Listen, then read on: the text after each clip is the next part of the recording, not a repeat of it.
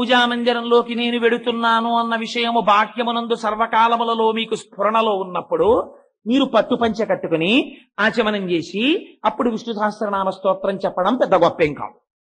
అది మామూలు పూజ. అంటే నేను తక్కువ చేసి మాట్లాడటలేదు. మీరు పూజ చేస్తున్నారని మీకు తెలుసు, మీరు విష్ణు సహస్రం చదివారు. కానీ మీకు ఏం చెయ్యాలో తెలియనటువంటి అగమ్య గోచరమైన కష్టం ఒకటి వచ్చింది. అప్పుడు ఇంకా మీ ఆలోచనలు బ్లాంక్. మీకప్పుడు ఇంకా ఆలోచించడానికి ఏం లేదు. మీరు ఆలోచించడానికి కూడా ఇంకా టైం ఏం లేదు మీకు. అటువంటి స్థితి. పురిటికి అమ్మాయిని తీసుకొచ్చారు ఇంటికి. బయట హోర్ర వాన, రోడ్లన్నీ మోకాలు లోతు నీటిలో నిలబడిపోయి ఉన్నాయి. మీ కారు మీరు కిందకి దింపినా సైలెన్సర్ లోకి నీళ్లు వెళ్ళిపోతాయి, కారు ఆగిపోతుంది. ఓ పిడుగులు పడిపోతున్నాయి. రిక్షా కూడా ఎవడూ కట్టడు. అలాంటి స్థితిలో అనుకోకుండా మీ అమ్మాయికి నాన్నగారండి నిప్పులు వచ్చేస్తున్నాయని చెప్పి కలగ తిరిగిపోతోంది అనుకోండి మంచం మీద. ఇప్పుడు మీరేం ఆలోచిస్తారు? మీకు కారులున్న స్నేహితులందరూ జ్ఞాపకానికి రావచ్చు, కానీ కారు వెళ్ళేటటువంటి పరిస్థితి ఆ రోజు లేదు. ఏ కారు వెళ్ళదు, ఒక రిక్షా దొరకదు. మీరు పిల్లని ఆసుపత్రికి తీసుకెళ్ళాలి. ఫోన్లు అప్పటికే డెడ్ అయిపోయాయి, గాలికి వైర్లన్నీ తెగిపోయాయి. ఇలాంటప్పుడు ఏం చెయ్యాలని వేళ్లు విరుచుకున్నది పూజ కాదు. అప్పుడు ఈ కష్టం వస్తే ఏం చెయ్యాలన్నప్పుడు హరే రామ రామ రామ హరే హరే, హరే కృష్ణ కృష్ణ కృష్ణ హరే హరే అంటూ ఆ పిల్లని చేతుల మీద పట్టుకుని వెళ్ళిపోతున్నాడు అనుకోండి.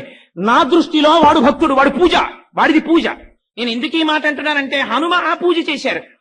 శిశుపా వృక్షం మీద కూర్చున్నారు. ఆయన అనుకోలేరు సీతమ్మ తల్లి గురిపోసుకుంటుందని. అకస్మాత్తుగా ఆల్ ఆఫ్ ఎ సడన్ అంటామే ఇంగ్లీష్ లో, అలా అమ్మవారంది.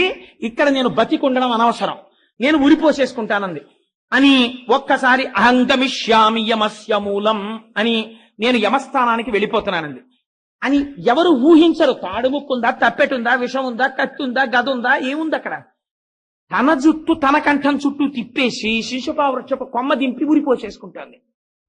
వాల్మీకి మహర్షి అన్నారు, ఏవం బహువిధాం చింతాం చింతయిత్వా మహాకపి సంశ్రవో మధురం వాక్యం వైదేహ్యం వ్యజహార. ఇప్పుడు పైన కూర్చున్న ఆయనకి అగ్ని పరీక్ష వచ్చింది. ఉరిపోసుకుంటున్నావిడికి కాదు పరీక్ష అసలు. ఎందుకని?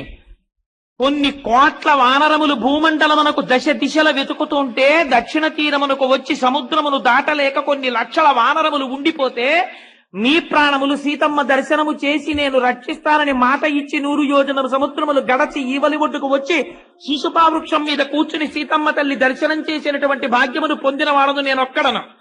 తిరిగి వెళ్లి రామచంద్రమూర్తికి సీతమ్మ తల్లి క్షేమవార్త చెప్పవలసిన తరుణములో సీతమ్మ తల్లి మరణము సంభవిస్తే నేను ఇక్కడికొచ్చి దర్శనము చేసి మాత్రము ప్రయోజనమేమి?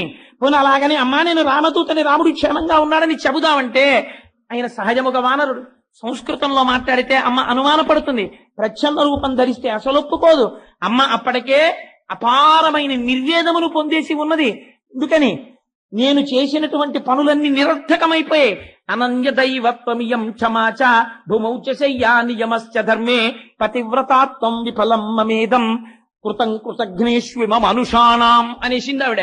నేను చేసిన పూజ నిరర్థకమైపోయింది. రాముడు రాలేదు, నన్ను రక్షించలేదు, నేను బ్రతికనవసరం, నేను ఉరిపోసేసుకుంటానండి అని ఉరిపోసేసుకుంటోంది. ఇంత నిర్వేదంలో ఉన్న వ్యక్తితో మీరు ఏం చెప్తే నమ్ముతుంది ఆవిడ? ఏం చూపిస్తే సాక్ష్యం ఆవిడ నమ్ముతుంది? ఆవిడ కంటికి ఎవటి చూసినా రావణాసురుడిలాగే కనపడుతున్నాడు. ఈ తరుణంలో ఏం చెయ్యాలి అంటే మహర్షి అన్నారు, సంశ్రవో మధురం వాక్యం వైదేహ్య వ్యాజహార. ఆశ్చర్యం ఏమిటో తెలుసా? ఏమి ఆలోచించాలో తెలియనటువంటి దిక్కుతోచని స్థితి వచ్చేస్తే మహాభక్తుడైనటువంటి హనుమ నోటి వెంట అప్రయత్నంగా వచ్చేది ఏదంటే రామకథే వచ్చేస్తుంది. ఎంత ఉపాసన చేసేసిన వారో చూడండి. మనం నోటితో ఒక మాట అంటాం, నాకు ఈశ్వరుడు దిక్కండి అంటాం. నిజంగా కష్టం వచ్చిందనుకోండి, వాడు ఉన్నాడన్న పూనిక ఏమి యథార్థం? నీ పక్కనున్న భార్యతో నువ్వు మాట్లాడతావు, నీకు ఎక్కడో ఉన్న స్నేహితుడితో సెల్లు 10 మాటలు ట్రై చేస్తావు, లేకపోతే ఎవన్నో కష్టానికి సమస్య అడుగుతావు. నువ్వు ఉన్నాడని నీ ఈశాన్యపు గదిలో పెట్టి పూజిస్తున్నవాడు ఉన్నాడన్న పూనిక నీకుంటే వాడి నామం ఎందుకు చెప్పవప్పుడు? నువ్వు చెప్పితే పలకడానికి వాడు సిద్ధంగా ఉన్నాడు. కలడు కలండెనడు వాడు కలడో లేడో సంశయాత్మ వినశ్యతి. నీకు అనుమానం, నువ్వు కాని ఉన్నాడన్న పూనికతో నువ్వు వాడి నామము చెప్పగలిగితే నీకు ఇక్కడ ఉంటే విశ్వాసం, వెంటనే వాడు ఏదో రూపంలో వచ్చి పరిష్కరించేస్తాడు నీ సమస్య. నీకు అనుమానం అక్కర్లేదు, వాడు సమస్య పరిష్కరించి తీరుతూనే ఉంటాడు. అందుకే భక్తికి ఏది తార్కాణము, నీ విశ్వాసమే ప్రాతిపదిక. అందుకే ఆయన నోటి వెంట కష్టంలో ఉన్నప్పుడు ఏం వస్తుంది మాట అంటే రామకథే వస్తుంది ఆయనకి. అందుకే వెంటనే రాజాదశరథో నామ రథకుంజరవాజిమాన్ పుణ్యశీలో మహాకీర్తి రుజుర్రాశి మహాయశ, రామకథ మొదలెట్టేశారు. ఇంత ఉరిపోసుకుందామని నిర్వేదానికి లోనైపోయినటువంటి తల్లి చెవిన పడినటువంటి రామకథ ఇద్దరి ప్రాణములు నిలబెట్టింది. చాలా మంది అంటారు సీతమ్మ తల్లి ప్రాణములు నిలబెట్టింది అంటారు, అబద్ధం. హనుమ ప్రాణములు ముందు నిలబెట్టింది. ఎందుకని? నిజంగా తల్లి మరణించక్కర్లేదు, జుట్టు ముడి గట్టిగా పడి స్పృహ తప్పి కింద పడిపోయింది అనుకోండి, ప్రాణములే విడిచిపెట్టేస్తారు పైన హనుమ. ఎందుకని? మహాపరాధం జరిగిపోయింది. ఎవరు ముందు బ్రతికారండి? సీతమ్మ బ్రతకడం వల్ల హనుమ బ్రతికారు ముందు. ఇద్దరిని బతికించింది రామకథ. ఎలా బతికించింది? ఆ సమయమునకు సర్వకాలముల యందు తన నమ్ముకున్న పరమేశ్వరుని యొక్క నామము కథ, ఈ కథ రక్షిస్తుందా, ఈ కథ ఆవిడ వింటుందా, ఇది చెప్తే ఆవిడ చెవిన పడుతుందా, ఏం ఆలోచించారు? ఆయన చెప్పేశారంతే. ఎందుకు చెప్పేశారు? అంతే. ఏం ఆలోచించాలో తెలియని పరిస్థితులలో భగవన్నామం నోటి వెంట రావడం, ఇది భక్తికి పరాకాష్ట. ఇది యథా రాఘవ నిర్ముక్త శరశ్వసన విక్రమ గచ్చే తత్వగమిష్యామి లంకాం రవణపాలితాం. అప్పుడు కూడా అదే పూనిక, అదే భక్తి, అదే రామకథ ఇద్దరిని రక్షించింది. యథార్థమునకు సీతమ్మ ఈ పరీక్ష హనుమకి పెట్టింది. ఇప్పుడు ఏం చేస్తావు ఇటువంటి పరిస్థితిలో?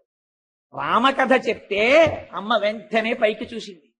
చూసి తల్లి ఒక్క మాట అందంతే, ఎంత మంచి మాట చెప్పావురా, ఎంత తీపి కబురు చెప్పావురా, ఎంత గొప్ప రామకథ చెప్పావురా. ఏమిటిదని అర్థం?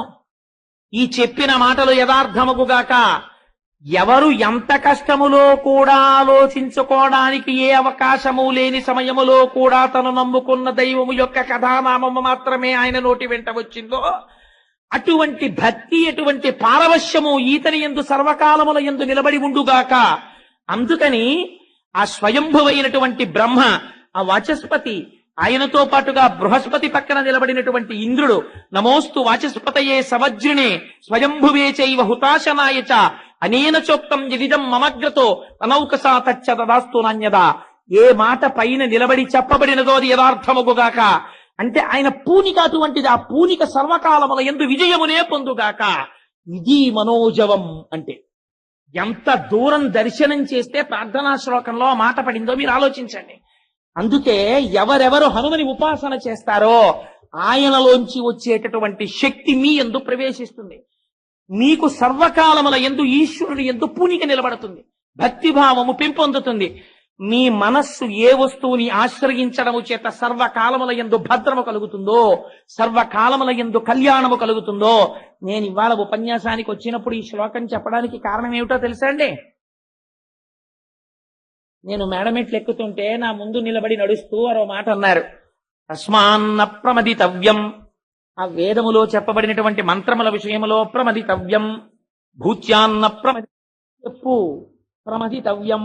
పొరపాటు పడకు, పరాకు పడకు. ఎందుకు అసలు హనుమని స్తోత్రం చేయాలి అన్న కోణంలో చేయి ప్రసంగం. ప్రమదితవ్యం, నీ బుద్ధి ఎందు ప్రమాదము రాకూడదు, పొరపాటు పడకో అని హనుమ కారు దిగిన దగ్గరికి హెచ్చరిస్తున్నారు ఈ విషయాన్ని ఇవాళ అని ఇవాళ ఈ శ్లోక వ్యాఖ్యానంలోకి వచ్చేశారు. అందుచేత మనోజమం, మీరు ఏ స్వామి పాదములు పట్టి నమస్కరిస్తే మీ మనస్సుకి అటువంటి జవము కలుగుతుందో, అటువంటి స్వరూపము, అటువంటి సాధకుడు, అటువంటి భక్తుడు, అటువంటి పరబ్రహ్మము హనుమ. అందుకని ఆయన పాదములు పట్టుకుంటే ఏం కలుగుతుంది? మీ మనస్సుకి కూడా అటువంటి జవము కలుగుతుంది. అటువంటి జవమున్న, అటువంటి మనసున్న మనిషి ఎవడో వాడు మాత్రమే సమాజమునకు ఆస్తి. వాడు 10 మందిని తనతో పాటు తీసుకెళ్లగలుగుతాడు, 10 మందికి మంచి మాట చెప్పగలుగుతాడు, 10 మందిలో ఉత్సాహము నశించిపోయి కష్టంలో ఉన్నవాడిని బతికేటట్టు చెయ్యగలుగుతాడు. ఇంకింతకన్నా ఏం కావాలండి? చచ్చిపోయేవాడిని కూడా బతికించగలిగితే ఎవడి మాట చెప్పాడో వాడి జన్మ సార్థకత పొందినట్టే. ఇది మీకు రావాలంటే, మనస్సుకు అటువంటి జవము కలగాలంటే ఎక్కడి నుంచి వచ్చింది జవం? బాగా జ్ఞాపకం పెట్టుకోండి. సంకల్ప వికల్ప సంఘాతమైనటువంటి మనస్సు మీరు ఏదో ఒక ఆధారమును అందించడంలో పొరపాటు పడితే, ప్రమాదమునకు లోనైతే, ప్రమథితవ్యం, మీరు మరిచిపోతే ఆ మనస్సు వేరొక వస్తువుని పట్టుకుంటుంది తప్ప ఉట్టినే ఉండదు. మీరు ఈశ్వరుణ్ణి అందించలేదు, అది ఊరుకోదు, టీవీ పెట్టుకుంటుంది. మీరు ఈశ్వరుణ్ణి అందించలేదు, అది ఊరుకోదు, రేడియో పెట్టుకుంటుంది. మీరు ఈశ్వరుణ్ణి అందించలేదు, అది ఊరుకోదు, సినిమాకి ఎడుతుంది. మీరు ఈశ్వరుణ్ణి అందించలేదు, అది రోడ్లు పట్టుకు పరిగెడుతుంది. ఏమీ తోచలేదు, మెయిన్ రోడ్ లో తిరిగి వస్తానని ఎడతాడు. మీరు అలవాటు చెయ్యడం మొదలు పెట్టండి. 12 స్కంధములు భాగవతం తెచ్చుకుని మీ ఇంట్లో పెట్టుకుని, నేను ప్రతిరోజు 50 పేజీలు భాగవతం అసుర సంధ్య వేళలో నమస్కారం చేసుకుని, నేను సంధ్యావందనం చేసుకున్న తరువాత ఒక్క కప్పు కాఫీ స్నానానికి ముందు తాగేసి, లేనిపోని ప్రమాదాలు తెచ్చేసుకోక్కర్లేదు, కాఫీ కూడా తాగక్కర్లేదా అనకండి.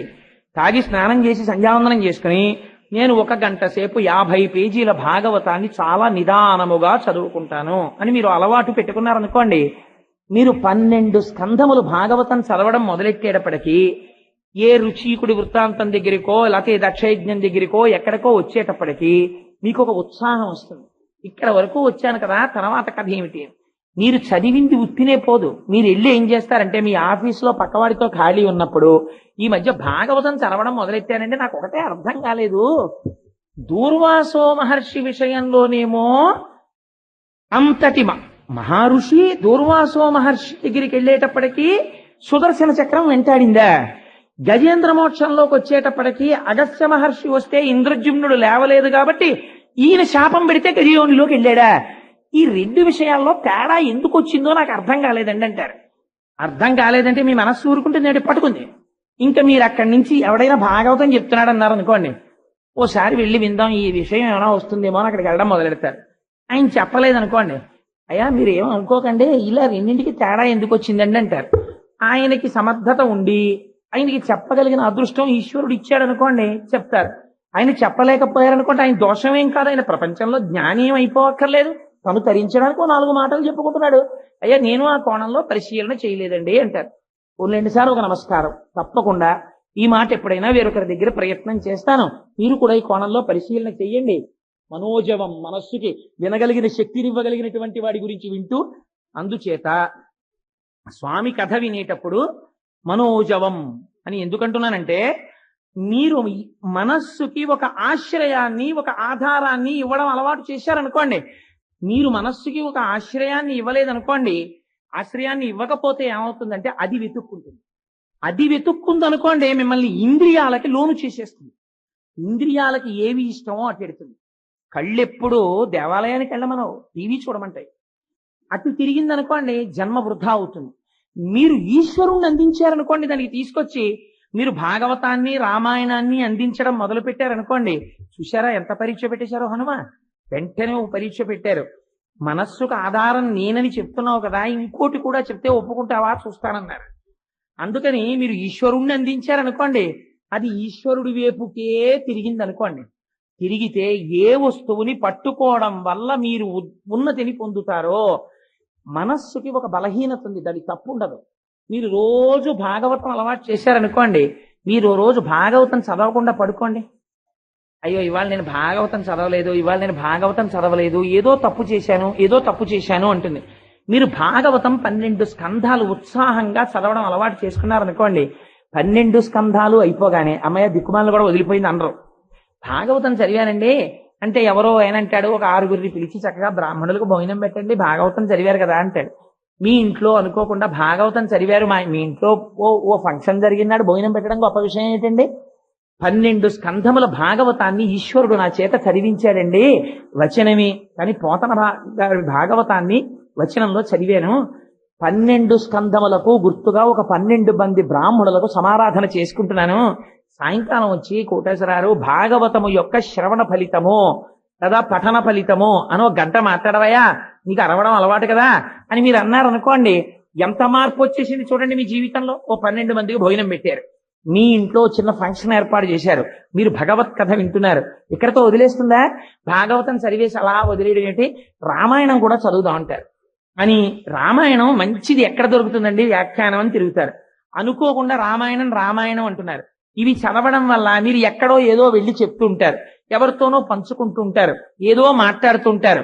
మీరు ఇవి చెయ్యండి, ఎంత మార్పు వచ్చేస్తుందో. మా రామచంద్రమూర్తి గారు చాలు గొప్ప సాక్ష్యం. వాళ్ళ ఇంటికి వెళ్ళండి, దివాకర్ల వెంకటావధాని గారి సౌందర్యలహరి క్యాసెట్లు కోటేశ్వరారు అంటారు. లేకపోతే కోటేశ్వరారు ఫలానా గురువు గారండి ఆయన పుస్తకం అండి అంటారు. నిజంగా కాపవరం ఎంత సంస్కృతి కలిగిన గ్రామమో, కానీ ఇప్పుడు నేను కాపవరాన్ని పొగిడితే వేరేలా అనుకుంటాను. అందుకని నాకు చాలా నచ్చిన విషయం ఏంటంటే భగవంతుడితోటి అనుబంధం పెట్టుకోవడం.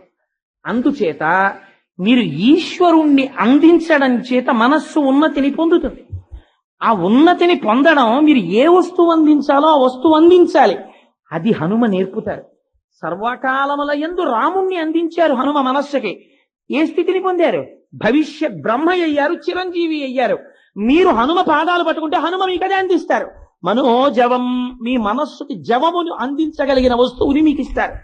సో అందుచేత చాలా టైము మనోజవంకే అయిపోయింది. మనోజవం మారుతతుల్య వేగం, ఇదో గమ్మత్తైన మాట. మారుత అంటే వాయువు, తుల్య వేగం ఆయనతో సమానమైనటువంటి గాలితో తుల్యమైన వేగము కలిగినటువంటి వాడు. ఆల్ రైట్, ఏమవుతుందండి దానివల్ల? ఏమిటి ప్రయోజనం? వాయువు ఎంత వేగంగా వెడుతుంది అంటే ఎవరని చెప్పలేము, అంత వేగంగా వెళ్ళిపోతుంది గాలి. గాలి కన్నా వేగంగా వెళ్ళగలిగినటువంటిది ఏది? మనస్సు.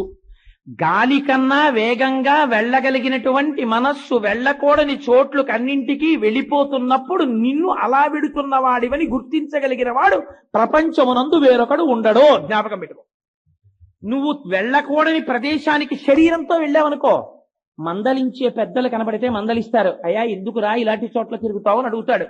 కానీ నువ్వు దేవాలయంలో కూర్చున్నావు, మనస్సుతో వ్యభిచారం చేస్తున్నావు. రామకృష్ణ పరమహంస ఒక కథ చెప్తుండేవారు. ఒక ఆవిడ వ్యభిచారం చేస్తుండేది. ఎదురుగుండా ఇంట్లో ఒక సాధు పురుషుడు ఉంటుండేవాడు. ఈ వ్యభిచారిని అనుకునేది, చూడరా తెల్లవారుజామున లేచాడు, గంగకి వెళ్ళాడు, స్నానం చేశాడు, హాయిగా పూజ చేసుకుంటున్నాడు, శిష్యులు వస్తారు, వాళ్ళందరికీ బ్రహ్మసూత్రాలు చెప్తాడు, వేదం చెప్తాడు, భగవత్కర చెప్తాడు, సాయంకాలం అవుతుంది భజన చేస్తాడు, హాయిగా ఇంత ప్రసాదం తింటాడు, పడుకుంటాడు. ఎంత అదృష్టవంతుడు, నా జన్మ ఉంది, ఎందుకు వచ్చిన దిక్కుమాలిన జన్మ, ఓ గంగకి వెళ్ళనా, ఎక్కడికెడతాను, ఎప్పుడు ఏ విటుడు వస్తాడా అని చూస్తాను, ఈ జన్మ ఇలాగే పాడైపోయింది కదా అనుకునేది. ఆయన అనుకునేవాడు, అదిగో చూసావా వచ్చేసాడు కారులో ఎవడో, అయిపోయాడు, సాలిగుట్లో చిక్కుకుపోయాడు, వీడు భ్రష్టుడైపోతాడు అని. ఎవరు వస్తున్నారో ఎవరు వెళుతున్నారో ఇవన్నీ ఆయన కిటికీలోంచి చూస్తుండేవాడు. ఇద్దరి శరీరాలు పడిపోయాయి. ఆవిడ్ని తీసుకెళ్ళడానికి ఈశ్వరుని యొక్క దూతలు వచ్చారు, ఈయన్ని తీసుకెళ్ళడానికి యమదూతలు వచ్చారు. అదేమిటండి, నేనేమో కాషాయం కట్టుకుని ఇంత కష్టపడ్డాను, ఇంత అల్లరి చేశాను, ఇంత ధ్యానం చేశాను, నాకు యమదూతలు వచ్చారు, వ్యభిచారిణిని తీసుకెళ్ళడానికి ఈశ్వర దూతలు వచ్చారు, తేడా ఏమని అడిగాడు. అడిగితే, అయ్యా శరీరము వ్యభిచార గృహంలో ఉన్న మనస్సు భగవంతుని యందుంది, నీ యొక్క శరీరము పూజా గృహంలో ఉన్న నీ మనస్సు వ్యభిచార గృహంలో ఉంది. మనస్సు కౌంట్, మనస్సుని తిప్పడానికి పూజ. అందుకే సహస్రనామం నమః నమః నమః నమః. ఎందుకు? మనస్సుని భగవంతుడి దగ్గరికి తీసుకెళ్ళడానికి ఎక్సర్సైజ్ అది. నీ మనస్సు ఎక్కడ కూర్చున్నా ఈశ్వరుడి దగ్గరికి వెళ్ళగలిగిన స్థితి వచ్చిందనుకోండి, అప్పుడు మీరు అభ్యున్నతిని పొందినట్టు. మీరు గుళ్ళోకి వెళ్ళి కూర్చున్న దిక్కుమాలిన కబుర్లే చెప్పి, ఓ ఫంక్షన్కి వెళ్ళినా కబుర్లే చెప్పి, అసలు మీకు మౌనం లేదు, ఈశ్వరుడి గురించి ఆలోచన లేదు, ధ్యానం లేదు. సదాశివ బ్రహ్మేంద్ర యోగి అస్తమానం భగవత్ కథలే చెప్పేవారు. చెప్తున్నా కూడా ఎక్కువ అదే మాట్లాడుతున్నారని గురువు గారికి ఫిర్యాదు చేస్తే గురువులు అన్నారు, నువ్వు అసలు మౌనం పాటించవా అన్నారు. జీవితంలో మాట్లాడుతున్నారు సదాశివ బ్రహ్మేంద్ర యోగి, ఇక మాట్లాడలేదు. ఎందుకు చెప్తున్నానంటే మనస్సు అనేటటువంటిది అంత ప్రధానం. మీరు మనస్సుతో ఏం చేస్తున్నారు అన్నది ఎవరికీ తెలియదు.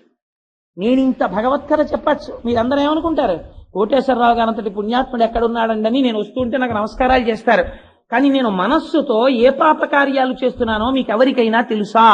మీకెవరికి తెలియదు. అంటే దిక్కుమాలనాడా నువ్వు అలాంటి పనులు చేస్తున్నావా అని అనకండి. ఒక ఉదాహరణ, నీచోపమానం వేరొకరి మీద పెట్టకూడదు కాబట్టి నా మీద పెట్టుకున్నాను.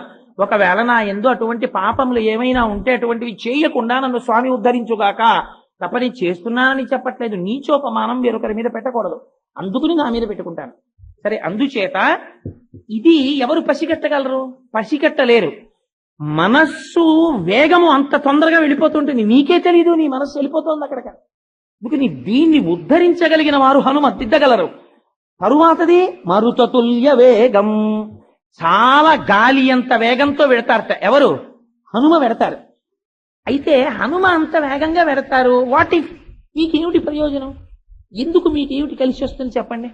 హనుమ వాయువు అంత వేగంతో వెడతారండి, అది మీరు చెప్పారు, అయ్యా నువ్వు జుమాయు అంత వేగముతో వెళ్ళగలిగిన వాడవు, దానివల్ల మీకేమిటి ప్రయోజనం అంటే, మీకు ఒక ఉదాహరణ చెప్తాను. ఒక వ్యక్తికి ఓ 100 డిగ్రీలు జ్వరం వచ్చింది అనుకోండి.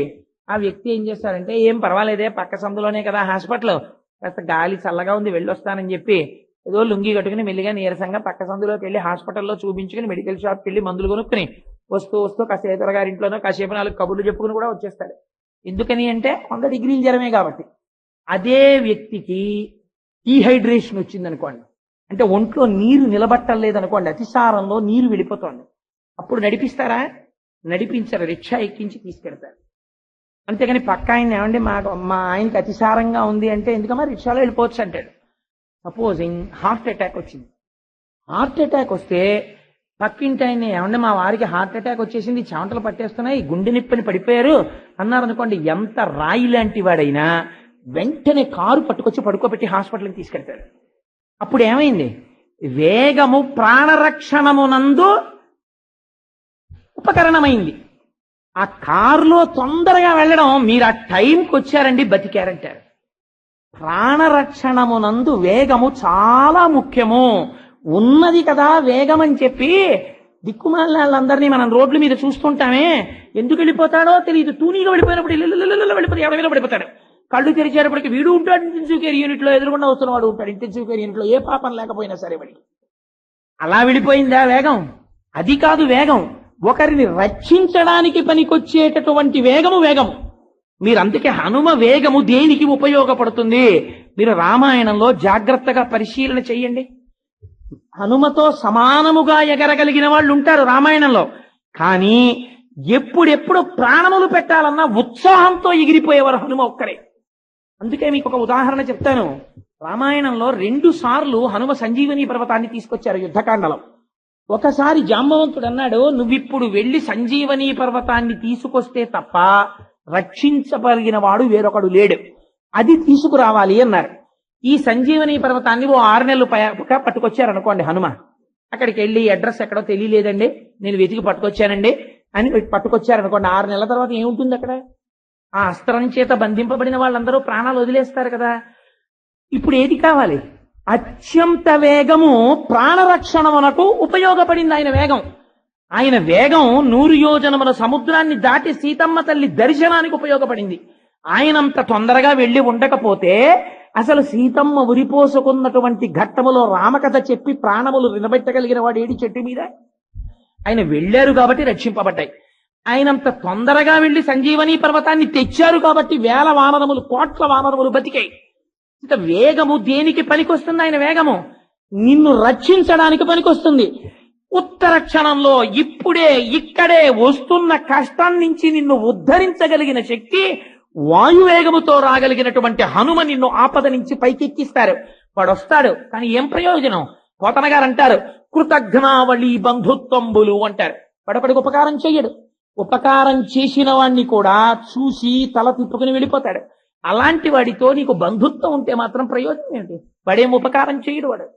కానీ నువ్వు స్వామి హనుమా అని అన్నారనుకోండి, ఎదురుగుండా పటం కూడా అక్కర్లేదు. ఒక్కొక్క నాడు ఏమీ లేకపోతే పక్కనున్న పుల్ల తీసుకుని కొన్ని దృష్టాంతములు మీరు చదివితే తెల్లబోతారు. మహా కష్టంలో ఉన్న వాళ్ళు, భయానికి లోనైపోయిన వాళ్ళు ఏం చెయ్యాలో తెలియకపోతే చీపురు పుల్ల తీసి ఇసుకలో హనుమ అని రాసి హనుమ హనుమ హనుమ హనుమ హనుమ అంటే, లేకపోతే శ్రీ ఆంజనేయం ప్రసన్నాంజనేయం, శ్రీ ఆంజనేయం ప్రసన్నాంజనేయం, శ్రీ ఆంజనేయం ప్రసన్నాంజనేయం అని కూర్చుంటే అలా అనడంలో తెలియకుండా మీరు, అందుకే ఆంజనేయ నామానికి ఉన్న గొప్పతనం అదే. మీరు చూడండి, కావాలంటే ఎప్పుడైనా ప్రాక్టికల్ గాను మీరు అలా కూర్చుని శ్రీయాంజనేయం ప్రసన్నాంజనేయం, శ్రీయాంజనేయం ప్రసన్నాంజనేయం, శ్రీయాంజనేయం ప్రసన్నాంజనేయం అని కొంతసేపు అనండి. మీకు తెలియకుండానే ఏదో ఉత్సాహం, ఏదో శక్తి, ఏదో ధైర్యం మీకు వచ్చేస్తాయి. అందుకే ఇప్పటికీ పెద్దలంటారు, మీ కష్టమునకు మీకు సమాధానం తెలియకపోతే కడిగిన పుల్ల ముక్కొకటి తెచ్చి సుందరకాండకి నమస్కారం చేసి సుందరకాండలోకి కళ్ళు మూసుకొని పుల్ల ముక్క గుచ్చి మీరు సుందరకాండ తెరిచి చూస్తే మీకు ఆ నమ్మకం ఉంటే మీ కష్టానికి సమాధానం ఆ పేజీలో ఉంటుందంటారు. ఎందరో అలా పరిష్కారాలు పొందిన వాళ్ళ వృత్తాంతాలు నాకు తెలుసు. ఎప్పుడు ఫలిస్తుంది? సుందరకాండ ఔషధంగా పనిచేసేస్తుందంటే ఇంట్లో ఉంటే. ప్రతి వారం వచ్చే పత్రికలు ఇన్ని తెచ్చి కట్టి బైండ్ చేయించి ఇంట్లో పెడితే నిన్ను రక్షించావు. సుందరకాండ నిన్ను రక్షిస్తుంది. ఇంట్లో 50 రూపాయలు పెట్టి సుందరకాండ కొంత ఇచ్చి ఇంట్లో పెట్టుకోలేవు? పెట్టుకోగలవు, నీకు శక్తి ఉంది. కానీ నీకు పూనిక లేదు, నువ్వు కొనవు. నీకు అక్కర్లేదు రామాయణం, నీకు అక్కర్లేదు సుందరకాండ, నీకు అక్కర్లేదు హనుమమూర్తి. 1000 రూపాయలు పెట్టి పనికి మాలినటువంటి క్యాన్వాస్ మీద ఇంకు చిమ్మిన చిత్రాలు తెచ్చి ఇంట్లో పెట్టుకుంటావు.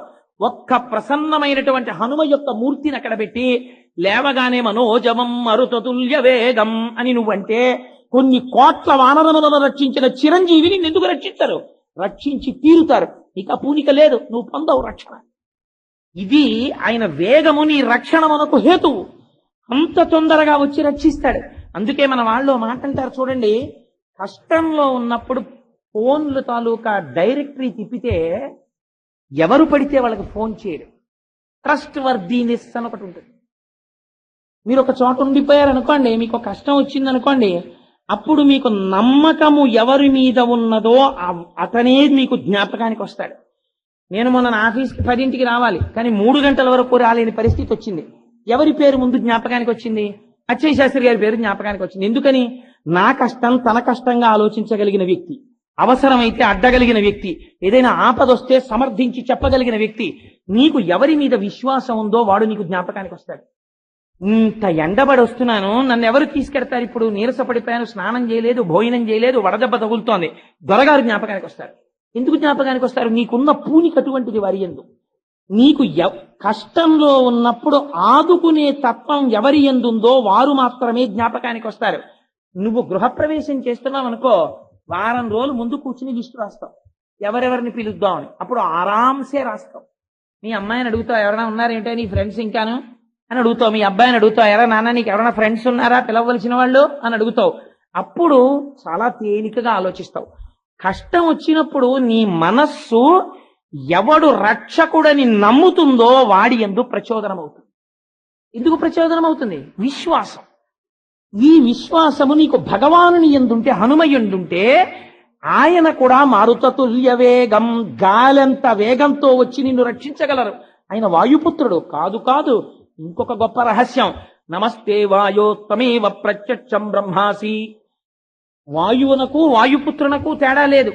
తండ్రికి కొడుక్కి అభేదం శాస్త్రంలో. ఆత్మా వైపుత్రనామాసి. తండ్రి శరీరాన్ని వదిలిపెట్టి కొడుకు శరీరంతో జీవితాన్ని పొందుతాడు అంటుంది శాస్త్రం. అందుచేత తండ్రికి కొడుక్కి భేదం లేకపోతే వాయువునకు హనుమకు తేడా లేదు. శరీరం ఎప్పుడు పడిపోతుంది? వాయు చలనం ఆగిపోతే పడిపోతుంది. అందుకే చచ్చిపోయే వాళ్ళు కూడా బతుకుతారు సుందరకాండ వింటే అంటారు. ఎందుకని? హనుమ వైభవమే వాయువు యొక్క వైభవం. నీ వాయువుని నిలబెడుతుంది. ఇంకింతకన్నా నీకేం కావాలి? అందుకని మారుతతుల్య వేగం జితేంద్రియం. స్వామి గురించి ఒక మాట అంటారు, జితేంద్రియం. ఆయన ఇంద్రియములను జయించినవాడు. బాగా జ్ఞాపకం పెట్టుకోండి. ఇంద్రియములను అణగదొక్కడానికి, ఇంద్రియములను జయించడానికి అస్థిమశకాంతర భేదం ఉంటుంది. ఇంద్రియములను ఎవడు అణగదొక్కుతాడో వాణ్ణి ఇంద్రియములు పావులు కరిచినట్టు కరిచేస్తాయి ఒకనాడు. తపస్సు చేసే వాళ్ళల్లో చాలా మంది రాక్షసులు భ్రష్టులు ఎందుకు అవుతారో తెలుసండి? ఇంద్రియాల్ని బలవంతంగా అణిచిపెడతారు కొంతకాలం వాళ్ళు తప్ప వాళ్ళు ఇంద్రియములను స్వాధీనం చేసుకోలేదు. వాళ్ళకి స్వాధీనం కాలేదు ఇంద్రియం. ఇంద్రియము స్వాధీనమైందనుకోండి, ఇదే రావణాసురుడికి హనుమకి ఉండే తేడా ఇక్కడే వస్తుంది. ఈ తేడా రహస్యంగా స్వామి చెప్తారు. రావణాసురుడు తెల్లవారి లేస్తే త్రికాల సంధ్యావందనం చేస్తాడు, వేదం చదువుకున్నాడు, ఘన జటా చెప్పాడు, మంత్రములన్నీ తెలుసు, సాక్షాత్తుగా చతుర్ముఖ బ్రహ్మగారి యొక్క మునిమనవడు, లోకములనన్నింటినీ జయించినవాడు, అష్ట దిక్పాలకులను వశము చేసుకున్నవాడు. ఇంతటి వాడు హనుమని చూశాడు. హనుమ రావణాసురుణ్ణి చూశారు. హనుమ ఎటువంటి స్థితిలో ఉన్నారు? నావాడన్నవాడు ఒక్కడు లేడు. కాంచన లంకలో ఉన్నారు. చుట్టూ రాక్షసులున్నారు, తానొక్కడే నిలబడి ఉన్నారు. బ్రహ్మాస్త్రము చేత బంధింపబడి ఉన్నారని రాక్షసులు అనుకుంటున్నారు. రావణుడు ఎలా ఉన్నాడు? తన వారి మధ్యలో ఉన్నాడు, తన ఊర్లో ఉన్నాడు, తన సింహాసనంలో ఉన్నాడు, తన అధికారముతో ఉన్నాడు, తాను ఆలోచించుకోగలిగిన స్థితిలో ఉన్నాడు, తన ఆలోచనని 10 మందితో పంచుకోగలిగిన స్థితిలో ఉన్నాడు. ఎవరు ధైర్యంగా ఉండాలి? రావణాసురుడు ధైర్యంగా ఉండాలి. ఎవరు భయంతో ఉండాలి? హనుమ భయంతో ఉండాలి. మహర్షి ఎంత అందంగా మాట్లాడతారో చూడండి. రావణుడు హనుమని చూశాడు. శంకాహృతాత్మాదౌచా కపీంద్రం తేజసామృతం కిమేష భగవాన్ నంది భవేత్ సాక్షాద్విహాగత ఏన శప్తోస్మి కైలాసే మయా సంచలితే పురా అన్నాడు వాడు. వాడికి భయం వేసింది అన్నాడు. భయం వేయడం ఏమిటండి? మీరు చెయ్యకూడని తప్పులు ఏవో చేసి ఉంటే మీ మనస్సులో నిద్రాణముగా భయం ఉంటుంది. నేను చేసిన పాపం సామాన్యమైంది కాదు, కట్టి కుడిపేసే పాతకాలు చేశాను. ఏమో ఏ రూపంలో ఇవి కట్టి కుడుపుతాయో అని మీకు ఎప్పుడు భయమే.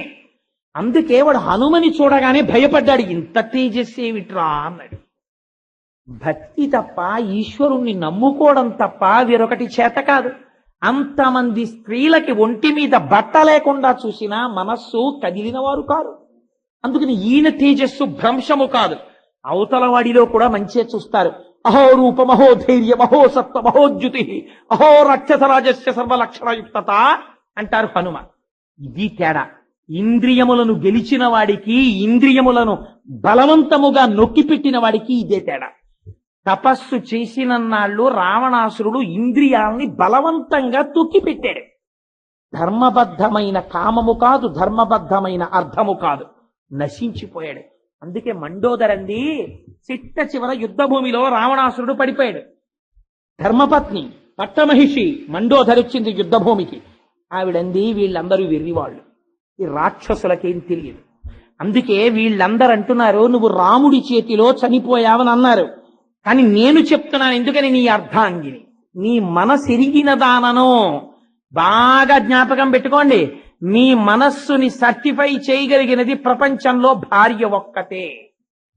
ఆయన ఎటువంటి వాడు, ఏ పరిస్థితులలో ఆయన ఏ తప్పు చేయగలడో ఈ భార్యకొక్కదానికి తెలుసు. అమ్మా కోటేశ్వరరావు గారిని ఇవాళ సాయంకాలం చూడరాని చోట ఈ కళ్ళతో చూశానమ్మా. వైన్ షాప్ లో నిలబడి ఉన్నారు కోటేశ్వరరావు గారు. నేను చూశాను తల్లి, నా మనస్సు బాధ ఆగక ఇంటికి వచ్చి అడుగుతున్నాను, ఎప్పటి నుంచి మొదలెట్టాడు ఈ పని అని అడిగారు అనుకోండి. మా ఆయన అను నవ్వు నవ్వి, పిచ్చాడా, వైన్ షాప్ కి పువ్వుల కొట్టుకి తేడా కనిపెట్టకుండా 100 రూపాయల కాగితానికి చిల్లరకి గబుక్కులకి వెళ్ళిపోయి ఉంటుంటాడు మా ఆయన. అంటే నా గొప్పకి చెప్పాను అనుకోకండి, నీచోపమానం కాబట్టి మళ్ళీ నా మీద పెట్టుకున్నాను తప్ప. అక్కడ కనపడినంత మాత్రాన్ని తాగేసినట్టే అన్నయ్య గారు కాసేపు కూర్చుని కప్పు కాఫీ తాగండి వస్తారు చూద్దరు కానీ అంటే వీడు కూరగాయల సంచి పట్టుకుని వచ్చేస్తాడు. ఏమండి 100 రూపాయల చిల్లర ఎక్కడ మార్చారు అంటే, అవును ఎదురుకుండా ఆ వైన్ షాప్ లోకి వెళ్ళి మార్చాను, ఏం కష్టం తప్ప అంటాడు. ఎందుకని? ఆయనకి అక్కడ 100 రూపాయల చిల్లర అంటే ఇంకో దాంతో ఆయనకేం ప్రమేయం లేదు. ఇంద్రియాలని తొక్కిపెట్టిన వాడికి, ఇంద్రియాలని గెలిచిన వాడికి చాలా తేడా ఉంటుంది. అందుకే మండోదరంది, నువ్వు రాముడి చేతిలో చచ్చిపోలేదు, నీ ఇంద్రియముల చేతిలో నువ్వు చచ్చిపోయావండి. లేకపోతే పిచ్చాడా, నీకు 1000 మంది భార్యలున్నారు లంకలో, సీత కావాల్సి వచ్చిందిరా నీకు? నీకు చెప్పాను, నీకంటర్పిత కలపాశము. మండోదరి చెప్పినట్టు రామాయణంలో లేదు. మరి ఎలా చెప్పిందండి? భార్య భర్తకి చెప్పింది ఎవరూ రాయకూడదు, ఏకాంతంలో చెప్తుంది. వీడి మానసిక దౌర్బల్యం తెలుసు కాబట్టి, ఏమండి ఆ పనులు చేయకండి ప్రమాదం అని చెప్తుంది. అందుకని వాల్మీకి ఇక్కడ చెప్పిస్తున్నారు యుద్ధ భూమిలో. నీకు చెప్పాను ఆ రోజున, ఎందుకురా నీకు సీత, నీకంటర్పిత కలపాశము శిరో నిర్ఘాత పాతంబు లంకౌక సంచయ కలరాత్రి గలబద్ధోదగ్ర కలాహి కన్యాకారాగత మృత్యువున్ జనక కన్యన్వేగ నొప్పించి లోకైకత్రాను నిరామునింకనుము అని చెప్పాను. విన్నావా? వినలేదు అని ఒక మాట అంది.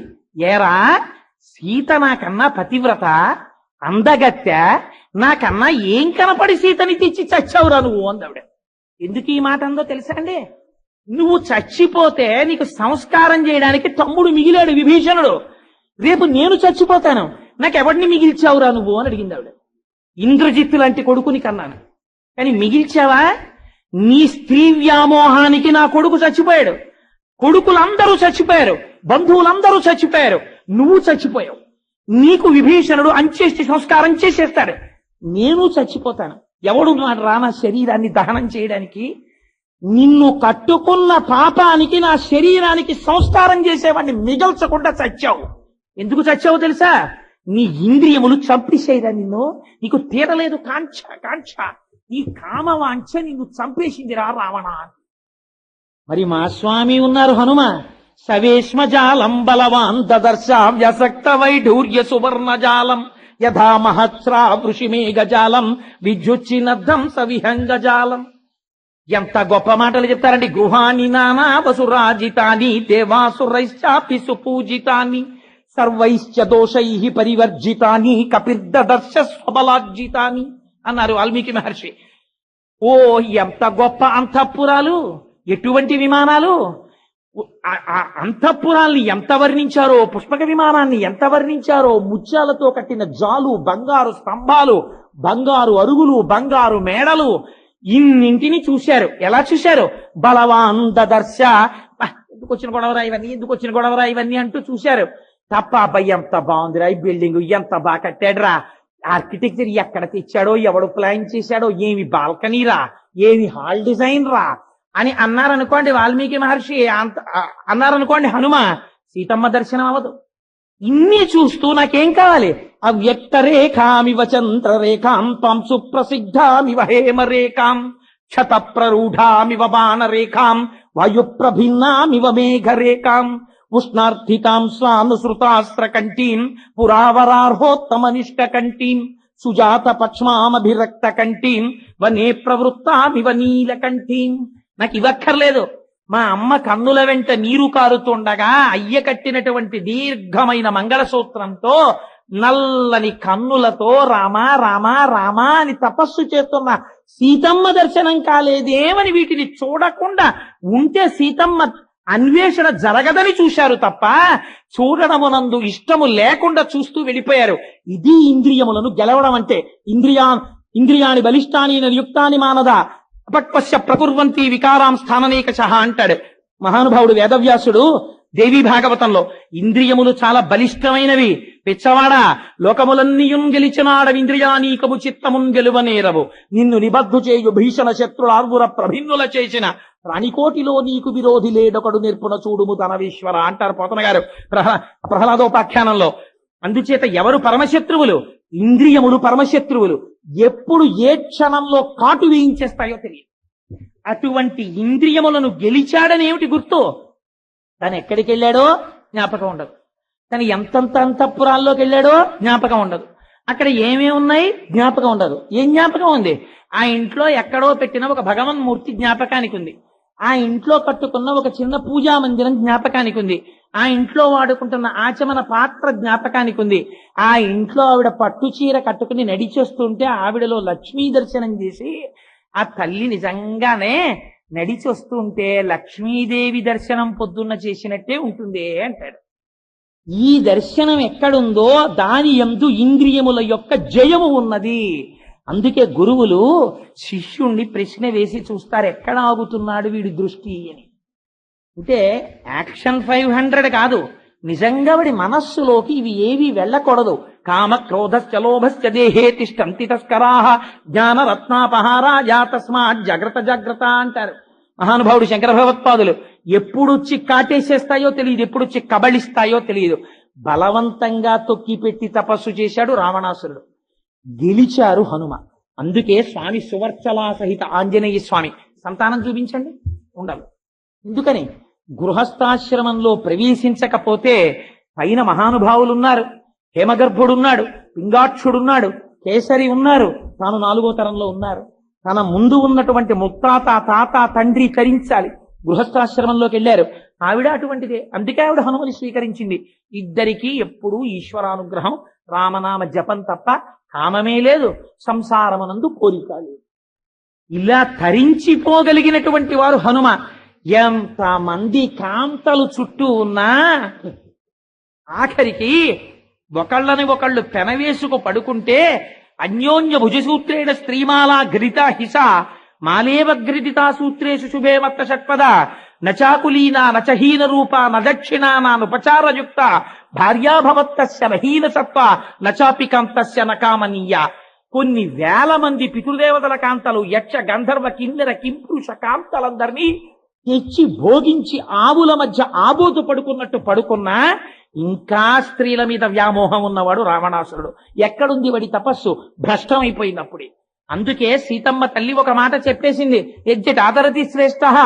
ఇక్కడ ఎవరైనా మంచి మాట చెప్పేవాడు లేడా, చెప్పినా నువ్వు వినవా, నీకు తెలుసు కానీ ఆచరణలో ఉండదా అని అడిగింది. అందుచేత ఎవడి యొక్క కామము చేత వాడు నశించిపోతున్నాడు, ధర్మభ్రష్టమైపోతే. అందుచేతనే జితేంద్రియం, మహానుభావుడు ఇంద్రియములను గెలిచినటువంటి వాడు. ఏమండి అంతవరకు ఎందుకండి, కామము వరకు ఎందుకు మాట్లాడతారు? నాలుకని గెలవండి చూస్తాను. ఎవడికి మరణమైనా ఎక్కడి నుంచి వస్తుందో తెలుసా? మరణమునకు రాజద్వారము నాలుకే. మరణం ఎక్కడి నుంచి వస్తుందంటే నాలుక వల్లే వచ్చేస్తుంది. అందుకే శాస్త్రం ఏం చెప్పిందో తెలుసా అండి? అన్నము అని పిలిచింది. అన్నము అని, అన్నం తింటాను, అన్నం పెట్టు, అన్నం పెట్టు అంటాడు. ఎంతటి వాడైనా ఏమంటాడంటే అన్నం పెట్టవే, అన్నం పెట్టవే అంటాడు. అన్నము అంటే అర్థం ఏమిటో తెలుసా అండి?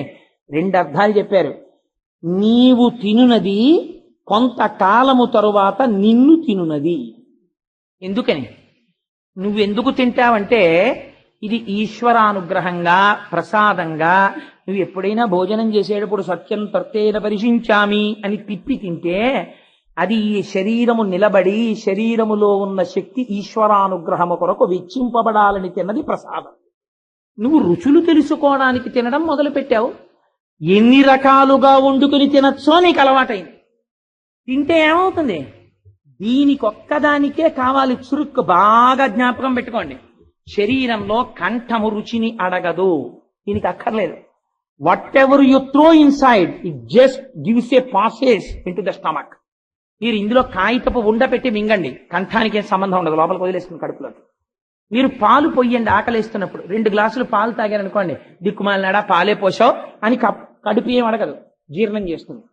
మీరు అందులోకి ఇవాళ నేను వ్రతంలో ఉన్నాను, నేను దీక్షితుడనై ఉన్నాను, అందుచేత కేవలము ఇవాళ నీకు ఫలములను పెడుతున్నాను అని మీరు పళ్ళు పెట్టారనుకోండి, మీరు పళ్ళు తిన్నా గ్రహించి నిండినది అంటుంది. కానీ అబ్బా 2 రోజులైందే నీ చేతి వంట తిని అంటాడు. ఎందుకని? దీనికి లొంగాడు, దీనికి అలవాటు పడింది. దీనికి కాసేపు కమ్మగా ఉండాలి, ముందు పప్పు, తర్వాత ఇంకొక రకమైన చురుక్కు ఉండాలి, వంకాయ మెంతికారం పెట్టిన కూర, ఆ తర్వాత మళ్ళీ గుమ్మలు ఆడిపోవాలి, ఇంగు పూ పెట్టిన పులిహార.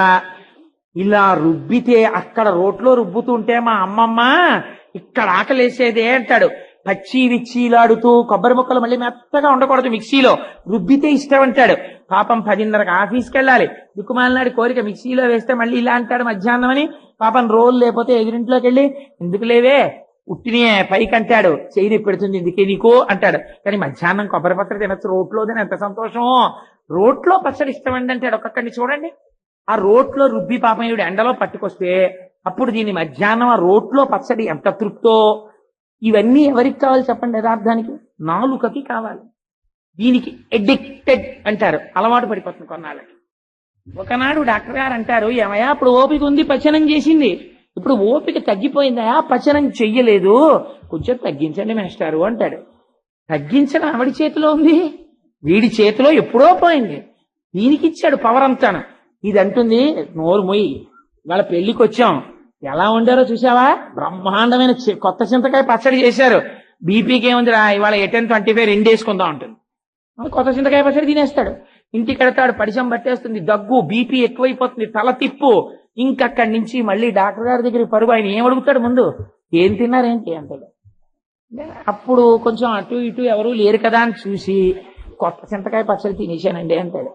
మరి అలా అయితే ఎలాగండి, కొంచెం తగ్గించండి అంటే డాక్టర్ గారు పాప అంతకన్నా ఏమంటాడు, ఆయన మాత్రం రోజు ఇంటికి వచ్చి కూర్చుంటాడు వంటింట్లో. కాబట్టి ఏమవుతుంది, మెల్లమెల్లగా దీన్ని అలవాటు చేసి నిన్ను తినడం మొదలెడుతుంది, బీపీని పెంచుతుంది. కొన్నాళ్ళకి దీన్ని తృప్తిపరిచాని నువ్వు అనుకుంటావు, నిన్ను అది తినేస్తుంది. దీర్ఘాయుర్దాయమునకు ప్రధాన కారణం ఏం చెప్తారో తెలుసా అండి? రసేంద్రియ నిగ్రహమును చెప్తారు. వాళ్ళు రుచి కోసం తినరు. 9:30కి ఇంటికి వస్తే మహానైవేద్యం పెట్టినటువంటి ఘుమఘుమలాడిపోతున్న పులిహార అని పెట్టినా సరే, ఎంత నిష్కర్ష అంటే పొద్దున్న 4 ఖర్జూర పళ్ళే తప్ప ఓ చెంచాడు పులిహార ప్రసాదం కాబట్టి కళ్ళకద్దు వేసుకుంటారు, కానీ మా దొరగారి నోట్లో పులిహార తినరే. అది రసేంద్రియాన్ని గెలవగలగడం. అలా గెలిస్తే ఒక్క నాలుకని గెలవండి చూస్తాను, అంత తేలిక. అలాంటిది ఇంద్రియాలన్నీ గెలవడం. ఆయన అంతఃపురంలోకి వెళ్ళారు. మీరు స్వామి హనుమ సముద్ర లంఘనం మొదలు పెట్టిన తరువాత కప్పు టీ ఎక్కడైనా తాగారని నాకు రామాయణంలో చూపించండి. టీ ఎందుకండి? వ్యాసుడు మంచినీళ్ళు తాగినట్టు నాకు చూపించండి. లంకంతా వెతికారు రాత్రింబవాళ్ళు, తాగలేదే. ఎక్కడ ఆయనకి ఇంద్రియముల మీద వ్యామోహం అంటే అక్కడ దొరకలేదు సార్, టీ ఇచ్చేవాళ్ళు లేడు కాబట్టి ఆయన తాగలేదండి అని మీరు అంటారేమో. దివ్యా ప్రసన్నాసురా వివిధ కృతసురా అపి శర్కరాసవ మాద్వీపా పుష్పాసవ ఫలాసవా దదర్శ హరిషార్తూలస్తస్య రక్షపతే గృహే. ఎన్ని వర్ణించారు? నెమలి మాంసం, కోడి మాంసం, మేక మాంసం, గొర్రె మాంసం, గోడ మీద బల్లి మాంసం తప్ప అన్ని వండించి పెట్టారు అక్కడ. సువాసనలు తల్లి పిల్లాన్ని పిలిచినట్టు పిలిచాయి. అయినా తినలేదే హనుమ, తాగలేదే హనుమ. సీతమ్మ మాత్రమే నాకు ధ్యేయం, ఆవిడని వెతకడమే నాకు కావాలి, ఇవన్నీ నాకు అక్కర్లేదని వెళ్ళిపోయారు. అటువంటి వారు. అందుకని జితేంద్రియం ఇవన్నీ ఒకెత్తండి. అసలైన ప్రైక్షోట్ ఉంది, ఇవన్నీ నిగ్రహించచ్చు. తీసుకొచ్చి అంతా అయిపోయిన తర్వాత అయా ఈ 50,000 ఉంచుకోండి కట్టలు కళ్ళ ముందు మెరిసిపోతుండగా 1000 రూపాయల కట్టలు పట్టుకొచ్చి ఇక్కడ పెట్టారనుకోండి ఎవరైనా, అయ్యో ఏమిటి 2 రోజులు ఉపన్యాసం చెప్తే 50,000 వేస్తారు, నాకు డబ్బులు అలవాట్లేదండి, 50,000 పెట్టి నేను మళ్ళీ వచ్చే సంవత్సరం వచ్చేటప్పటికే హనుమ యొక్క దేవాలయానికి బంగారు మకర తోరణం చేయించండి అని చెప్పి 50,000 పక్కన పెట్టి దిగిపోయి నేను వెళ్ళిపోయి ఇంటికి వెళ్ళి వాళ్ళందరూ ఉన్నారు ఇక్కడ ఇచ్చారు ఇంకెక్కడన్నా ఇస్తే బాగుండేదని ఇలా ఆ వేళ్లు విరిచేసుకున్నారు అనుకోండి, ఏమిటి ఉపయోగం? మీరు మళ్ళీ దీని గురించి ఎప్పుడు మీకు జ్ఞాపకం రాలేదనుకోండి, రాకపోతే అప్పుడు మీరు జితేంద్రియం మనస్సుని గెలిచినట్టు. ఎవరెదురొచ్చారండి సముద్రం దాటుతున్నప్పుడు హనుమకి? మైనాకుడు వచ్చాడు, బంగారు పర్వత శిఖరములు ఎదురొచ్చాయి. ఎదురొచ్చి నిపత్య మమ శృంగేషు విశ్రమస్య యథాసుఖం, ఒక్కసారి మా దగ్గర వాలి చక్కగా 4 పళ్ళు తిని బంగారు శిఖరముల మీద పడుకుని హాయిగా విశ్రాంతి తీసుకో అన్నారు అనుకోండి. అంటే అబ్బా చాలా బాగుంది అని చెప్పి అక్కడ దిగిపోయారు అనుకోండి హనుమ, అయిపోయిందంటే సుందరకాండ. ఇంకక్కడతో ఇంకేముండదు, ఇంకెగర్రు. ఆయనే అన్నారు మధ్యే లవణతో యస్య విఘ్నోయమితి నిశ్చయ. సముద్రం మధ్యలో బంగారు పర్వతం ఏమిట్రా, ఇది తప్పకుండా విఘ్నమే. అందుకని బురసాపాతయామాస జీమూత విమమారుత కోటాదులు మారేస్తారని వక్షస్థలంతో కొట్టి చూర్ణం చేసేశారు.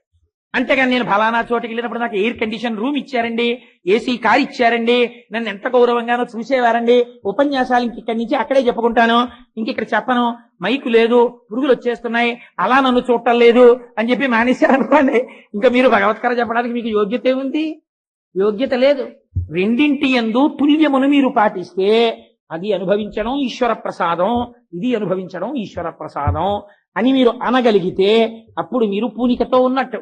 అందుకే ప్రతిబంధకం వచ్చింది హనుమకి. వెంటనే మైనాకుడితో వదిలిపెట్టలేదు, సురసు వచ్చింది, నిన్ను మింగుతానంది. ప్రహృష్టవదన శ్రీమాన్ ఇదం వచనమబ్రవీత్. అంతే సంతోషంతో మాట్లాడారట. అమ్మ మింగేస్తావా? మింగే, ఏం పర్వాలేదు. కానీ ఏమిటో తెలుసా, ఒక్క చిన్న పనుందమ్మా. ఏమిటో తెలుసా అది? రాజా దశరథో నామ రథకుంజ రమాజిమాన్. దశరథ మహారాజు గారి పుత్రుడైనటువంటి రామచంద్రమూర్తి అరణ్యవాసానికి వెళ్ళారు.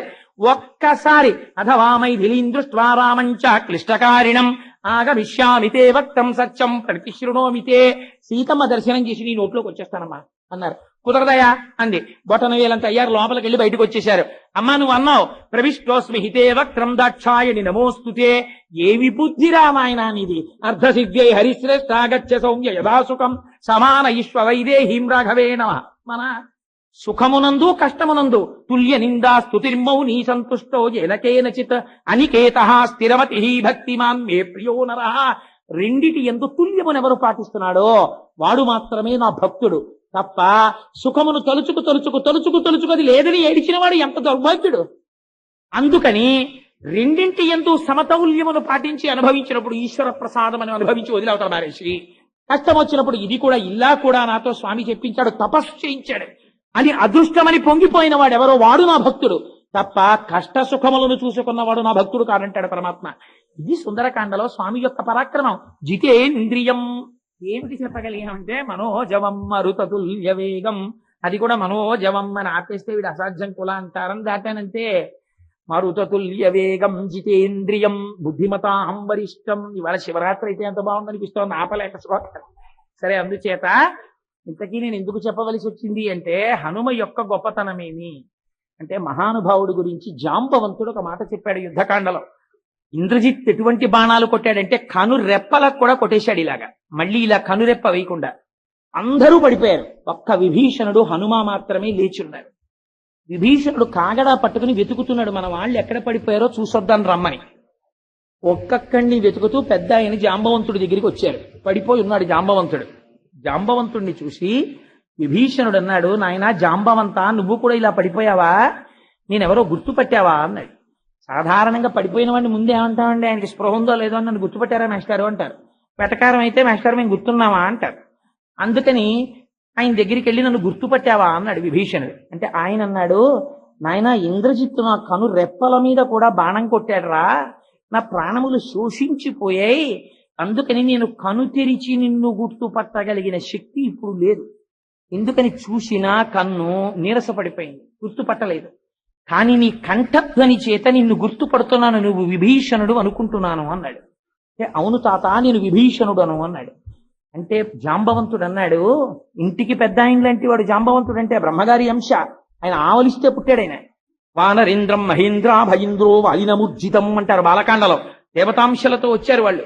అటువంటి జాంబవంతుడు అన్నాడు, ఏ మహానుభావుణ్ణి తన గర్భవాసము చేయించిన తదుపరి కన్నదో, అలా కనడము చేత తాను పునీతురాలైనదో అటువంటి అంజనాదేవి యొక్క కుమారుడైన ఆంజనేయుడు కుశలమా? ఒక బిడ్డణ్ణి పొందితే, ఒక మహాభక్తుణ్ణి పొందితే, ఒక లోకోపకారిని చూస్తే ముందు ఏమంటారో తెలుసా అండి? మిమ్మల్ని కన్న మీ అమ్మగారు ధన్యురాలండి అంటారు. అందుకే పోతన గారు ఓ మాట అంటారు, ఎందుకురా కలుగనేటికి తల్లుల కడుపు చేటు, పాపం వాళ్ళని బాధ పెట్టడం తప్ప ఎందుకురా నీ జన్మ? ఎప్పుడైనా భగవంతుణ్ణి స్మరించావురా?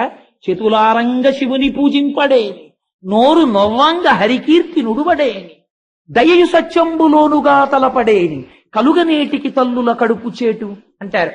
ఇది హనుమ యొక్క ప్రాజ్ఞత. జాంబవంతుడు ఏమన్నాడో చూడండి, అటువంటి అంజనాగర్భ సంభూతుడైనటువంటి ఆంజనేయుడు కుశలమా అన్నారు. అంటే విభీషణుడు అన్నాడు, తాత పరాకుపటావు, ఎవరి గురించి అడగాలి? ఇక్ష్వాకు వంశ సంజాతుడై ఎవరి ధర్మము చేత ఇవాళ సేతువు కట్టబడిందో, ఎవరు సాక్షాత్తుగా రామో విగ్రహవాన్ ధర్మ సాధు సత్యపరాక్రమ అని పిలువబడ్డాడో, ఎవడు 14,000 మంది రాక్షసుల్ని ఒక్కడు నిహతుల్ని చేశాడో, ఎవడు ధర్మమూర్తియో అటువంటి రాముడు కుశలమా అని అడగాలి. అటువంటి రాముణ్ణి అనుగమించి నిస్వార్థంగా వచ్చిన లక్ష్మణుడు కుశలమా అని అడగాలి. లేదా వానరరాజు సుగ్రీవుడు కుశలమా అని అడగాలి. యువరాజు అంగదుడు కుశలమా అని అడగాలి. వీళ్ళందరినీ వదిలి ఆంజనేయుడు కుశలమా అని అడిగావు. ఇది నువ్వు తెలిసి అడిగినదేనా, ఏమైనా మర్మమున్నదా అని అడిగాడు. అయితే ఆయన అన్నాడు నవ్వి జాంబవంతుడు, తస్మిన్ జీవతి వీరేతు హతమప్యహతం బలం హనుమాన్ జుజిత ప్రాణి జీవంతోపి వయం హతాహ. నాయనా నేను ఎందుకు ఈ మాట అన్నానో తెలుసా విభీషణ? మొత్తం సైన్యమంతా మరణించినా హనుమ ఒక్కరు బ్రతికుంటే అందరూ బతుకుతారు. మనందరం బతికుండి హనుమ ఒక్కరు శరీరం విడిచిపెట్టేస్తే మనందరం పోతాం. నాకు తెలిసి విషయం, అందుకు అడిగాను ఆంజనేయుడు బ్రతికున్నాడా అని అన్నారు. ఆంజనేయుడు కందుల వెంట నీరు కారుస్తూ పొంగిపోయి ఇలా ఇలా అనలేదు, తాత నీ పాదములు పట్టి ప్రణమిల్లుతున్నవాడు హనుమ అని కాళ్ళు పట్టి నమస్కరించారు. ఆయన అన్నారు, నాయన ఇక్కడ నుంచి ఉత్తర దిక్కుకి ఉత్తరక్షణం ఎగిరి వెడితే సంజీవని పర్వతం ఉంటుంది, అక్కడ 4 ఓషధులున్నాయి, అందులో మృత సంజీవని, అది తెస్తే చచ్చిపోయిన వాళ్ళు బతుకుతారు. రెండవది విశల్యకరణి, బాణపు ములుకులు గుచ్చుకుని స్పృహ తప్పి పడిపోయిన వాళ్ళ శరీరంలోంచి ములుకులు బయటపడిపోతాయి. సావర్ణ్యకరణి, రంగు తప్పిపోతూ మృత్యువులకు దగ్గరైపోతున్న వాళ్ళకి రంగు మారుతుంది. సంధానకరణి, ఎముకొప్పారంతే స్వామి. ఊరు వేగోద్ధతా వృక్షా ముహూర్తం కపివన్ వయం ప్రస్థితా దీర్ఘమత్వానం సబంధు విమభాంధమాహ అని ఒక్కస పిబన్నివ బభౌచా పీసోర్మిమానం మహార్ణవం పిపా సర్వచాకాశం దదృశ్య మహాకపి, ఒక్కసారి ఆకాశం తాగుతున్నట్టు వెళ్ళిపోయారు. అంతే, ఇంకా విభీషణుడితో మాట్లాడుతున్నారు, మళ్ళీ మెరుపులు కనబడ్డాయి, దిగిపోయారంతే పర్వతాలతో. ఈ ఓషధుల వాసన వచ్చింది, చచ్చిపోయిన వాళ్ళు బతికేశారు, ఎముకలు విరిగిపోయిన వాళ్ళకి అతుక్కుపోయాయి, బాణపు ములుకులు లోపల ఉన్న వాళ్ళకి ఊడి కింద పడిపోయాయి, రంగు మారిపోతున్న వాళ్ళు మళ్ళీ బతికేశారు. ఇంతమంది లేచి వీరహనుమాన్కి జై అంటున్నారు. అసలు ఆ జేజేలు కూడా వినలేదు. మళ్ళీ ఎక్కడి నుంచి తెచ్చారో పర్వతాన్ని అక్కడ పెట్టేయాలి, ప్రకృతి ఎందు భంగము లేకుండా చూసుకోవడం ఎంత గొప్పతనమో చూడండి. ఎందుకైనా మంచిది రిజర్వ్ లో పెట్టుకుందాం, రావణుడు చచ్చిపోయిన తర్వాత తీసుకెడదాం అనలేదు హనుమ. మళ్ళీ వీటిని పట్టుకుని మళ్ళీ ఎగిరిపోయారంతే ఉత్తరాక్షణంలో. తీసుకెళ్లి అక్కడ పెట్టేశారు, మళ్ళీ వచ్చి ఇక్కడ నిలబడ్డారు తప్ప. చూశారా, నీ తెచ్చాను అని వెళ్ళి చెప్పుకున్నట్టు మీకు రామాయణంలో కనపడదు. ఇది మా స్వామి అంటే, ఇది మా స్వామి హనుమంటే. అందుకే సీతమ్మ తల్లి పరీక్ష పెట్టింది. ఎవరొస్తారయా కోట్ల వానరములలో, నువ్వొచ్చావు, ఎవరొస్తారు చెప్పు అంది. అంటే ఆయన అన్నారు, అమ్మా ఎంత మాట అడిగావమ్మా, మధ్య శిష్టాశ్చ తుల్యాశ్చ సంతి తత్ర వనౌకసః మధ్య ప్రత్యవరః కశ్చిన్నాస్తి సుగ్రీవ సన్నిధౌ. అమ్మ, రాజాంతఃపురంలో రాజు యొక్క భార్య దగ్గరికి ఎవరినైనా పంపించేటప్పుడు రాజు దగ్గర ఉన్న పరివారములో అందరికన్నా పనికి మాలిన వాడిని పంపిస్తారు. నన్ను పంపారమ్మా నీ దర్శనానికి అంటే, నాకన్నా పనికి మాలిన వాడు సుగ్రీవుడి పరివారంలో లేరు, ఇంకా నాకన్నా అధికులున్నారు, నాతో సమానులు ఉన్నారమ్మా అన్నారు. ఏమి వినయం మా స్వామిది. అందుచేత మనోజవం మరుతతుల్య వేగం జితేంద్రియం బుద్ధిమతాం వరిష్టం వాతాత్మజం వనరయూథ ముఖ్యం శ్రీరామదూతం శిరసా నమామి. ఇన్ని గొప్ప గుణములున్నా రామచంద్రమూర్తితో అనుసంధానం చేయకపోతే ఎవడురా నన్ను పొగిడి మా స్వామి నామని చెప్పనివాడు అని చిన్నబుచ్చుకుంటాడు ఆయన. ఇది ఆయన భక్తి. అందుకని ఇన్నున్నా హనుమా నమస్కారం అంటే ఆయనకి ఇష్టం ఉండదు. శ్రీరామదూతం శిరసా నమామి. శ్రీ సీతమ్మ, రామ రామచంద్రమూర్తి, సీతారాముల యొక్క పాదముల దగ్గర కూర్చుని వినయశీలి అయిన హనుమా రామదాసుడా అని పిలిస్తే, రామదూత అని పిలిస్తేట పొంగిపోతాట స్వామి. శ్రీరామదూతం శిరసా నమామి అని అద్భుతమైనటువంటి ప్రార్థనా శ్లోకం. పూర్తవనే లేదు కానీ చాలదా హనుమ జయంతి సందర్భాన్ని పురస్కరించుకుని ఏకాదశి పర్వదినం నాడు అసుర సంధ్య వేళలో స్వామి హనుమ గురించి 4 మాటలు ముచ్చటించుకునేటటువంటి మహద్భాగ్యాన్ని కటాక్షింపబడమే ఈశ్వరానుగ్రహం. కానీ హనుమ గురించి స్తోత్రం చెప్పుకున్నాం గనక రామాయణం గురించి, రాముడి గురించి ఎక్కడ చెప్పామో అక్కడ హనుమ ఉంటారు. మీకే సందేహం అక్కర్లేదు, వాళ్ళ సభలో హనుమ ఉన్నారు, ఎక్కడో ఉన్నారు ఆయన. అందుచేత మనందరం చేసిన ప్రార్థనకి స్వామి పొంగిపోయి ఇవాళ మళ్ళీ బయలుదేరాలి. అందుకని అందరం ఒక్కసారి స్వామి మీద నిన్నట్లాగే 5 శ్లోకాలు చెప్పి పూర్తి చేద్దాం. గోష్పదీకృత వారాసిం మశకీకృత రాక్షసం రామాయణ మహామాల రత్నం వందే అనిలాత్మజం అంజనానందనం వీరం జానకీ శోకనాశనం కపీశమక్షహంతారం వందే లంకాభయంకరం అమిషీకృతమార్తాండం గోష్పదీకృత సాగరం తృణీకృత దశగ్రీవం ఆంజనేయం నమామ్యహం మనోజవం మరుతతుల్య వేగం జితేంద్రియం బుద్ధిమతాం వరిష్టం వాతాత్మజం వానరయూథ ముఖ్యం శ్రీరామదూతం శిరసా నమామి. ఆపదామపహర్తారం దాతారం సర్వసంపదాం లోకాభిరామం శ్రీరామం భూయో భూయో నమామ్యహం. మంగళాశాసనపరైః మదాచార్య పురోగమైః సర్వైశ్చ పూర్వైరాచార్యైః సత్కృతాయాస్తు మంగళం. మంగళం కోసలేంద్రాయ మహనీయ గుణాత్మనే చక్రవర్తి తనూజాయ సర్వభౌమాయ మంగళం. ఉమాకాంతాయ కాంతాయ కామితార్థప్రదాయినే శ్రీగిరీశాయ దేవాయ మల్లినాథాయ మంగళం. కరచరణ కృతం వా కర్మ వాక్కాయజం వా శ్రవణనైనజం వా మానసం వాపరాధం విహితం వా సర్వమేత్తక్షమస్వ. శివ శివ కరుణాభ్యే శ్రీ మహాదేవ శంభో. సర్వం శ్రీ ఉమామహేశ్వర పరబ్రహ్మార్పణమస్తు. స్వస్తి.